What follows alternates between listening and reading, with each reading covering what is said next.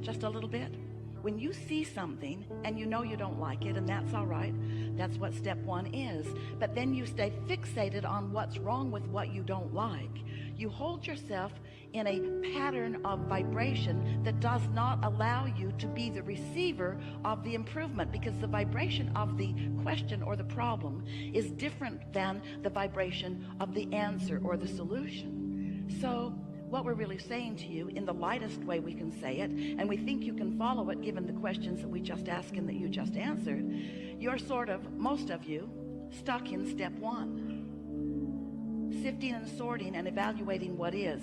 So enamored with the physical creation that you've forgotten that you're creator. It would be like being a really wonderful artist who has created a really magnificent statue, and then you just spend the rest of your life, this isn't really as magnificent as we are describing, but then you just spend the rest of your life admiring what you created that time way back then, and not allowing the juices to keep flowing. And so the satisfaction factor of this creation, no matter how magnificent it once was, or no matter how many people once thought it really was beautiful, it will not continue to satisfy you for very long, because what satisfies you is reaching for more and finding a way to line up with the more. What satisfies you is being an extension of source energy and allowing that source energy to flow through you real time.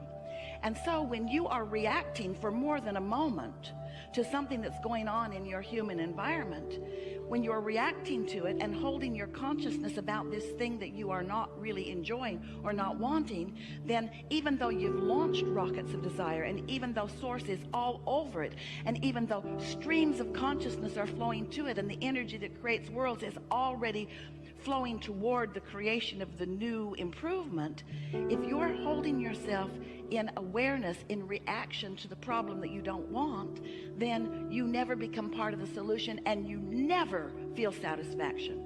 You never feel a moment of satisfaction, because you know what satisfaction is? Satisfaction is just a word.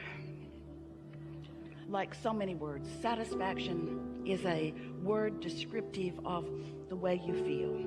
And satisfaction is the best word that Esther can find that means what we mean when we say the blending in any moment of the perspective of your human perspective and the perspective of your non-physical God force perspective.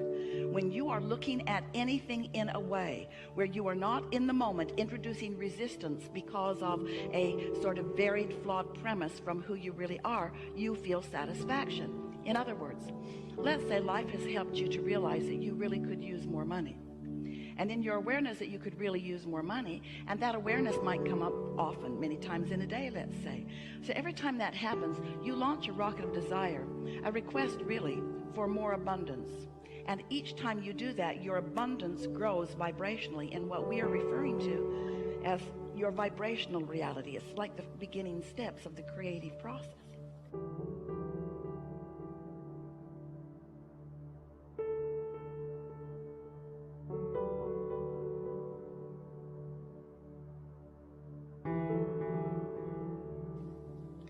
So this vibrational reality, which we've named the vortex because we wanted to get your attention, we wanted you to feel the realness of it, it gets bigger and bigger and surer and surer and stronger, not only because you continue to add to it, but because your inner being is focused upon it, and because law of attraction is gathering the cooperative components for the improvement of this.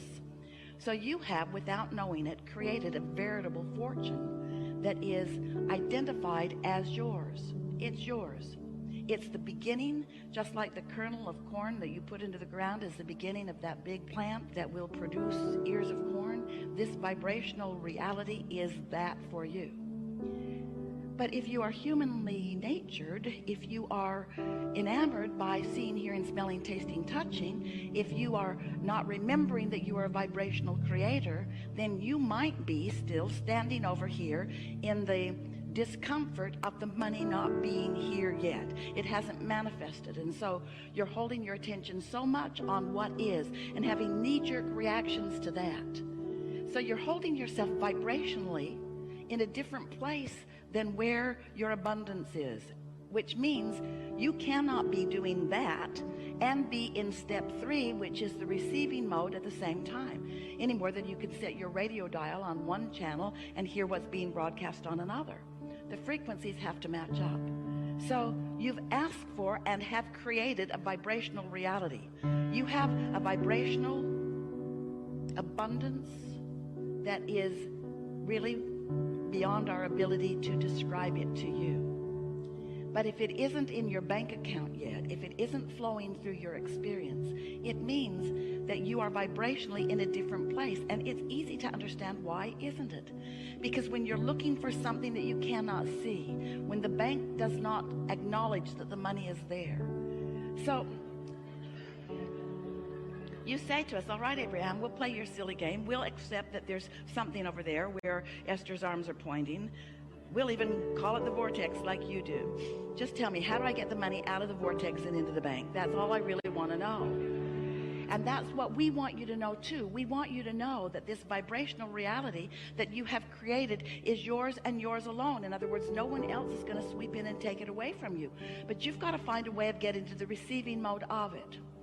So if you've been listening to us for a while, we've been telling you all kinds of suggestions about how you might do a better job of getting into the receiving mode. But what so often happens to you is that you have a knee-jerk response to something, and then you do a process, something that we've offered or someone else has, that makes you feel a little better for a moment. But you don't often really get to that place of knowing that what you're asking for is really real and is really yours and is really coming. Because there's something so objective about looking where something isn't that makes it feel odd to talk about it as it is. And you listen to us, we say, but it really is, it's vibrational, you can't see it yet. And you want to believe that, we want you to have faith that it's there. But mostly you say, I'll see it, and then I'll believe it. And that's easy, isn't it? Only problem with that is, you're seeing what others have believed, because they had to believe it before they could see it. And so if they believed it, then they saw it, then there it is for you to see. And then you say, whoa, whoa, whoa, whoa, whoa. We need to do something about this. There seems to be something going wrong, because whatever is happening, however it's getting created, I don't like it that much.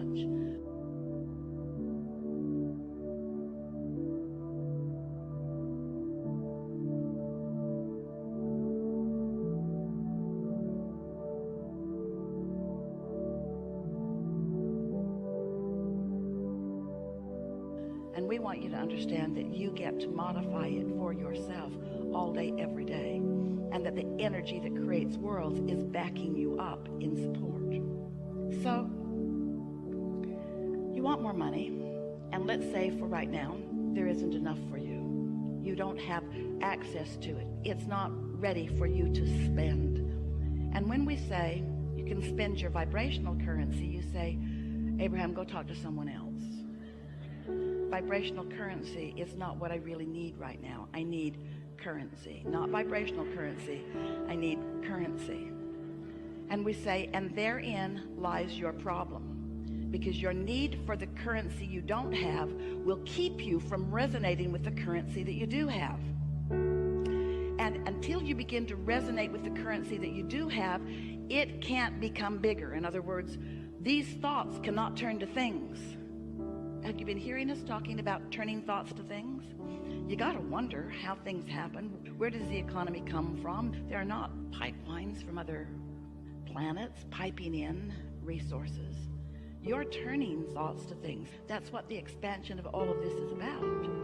And so when you accept that you are turning thoughts to things, if you could just hear us, believe us, know what we mean when we say, oh, the vibrations that you have created, the basis of all of the tangible things and experiences that you desire, the basis is so expansive and so deep and lucrative and based in all that is good, that if you could just begin to get a whiff of it, and you could just hold yourself within range of that vibrational frequency, then those vibrations which you can't see or hear or smell or taste or touch. You can't even make a thought out of them in the early stages. Those vibrations, if you hold yourself, these are the words, not in opposition of them. In other words, when you stop doing that thing you do that holds you in opposition of them, when you let your cork float, when you let your mind be still, when you stop beating the drum of what is, you let what you really want to be what is get a little bit of momentum going. That's how the deliberate creative process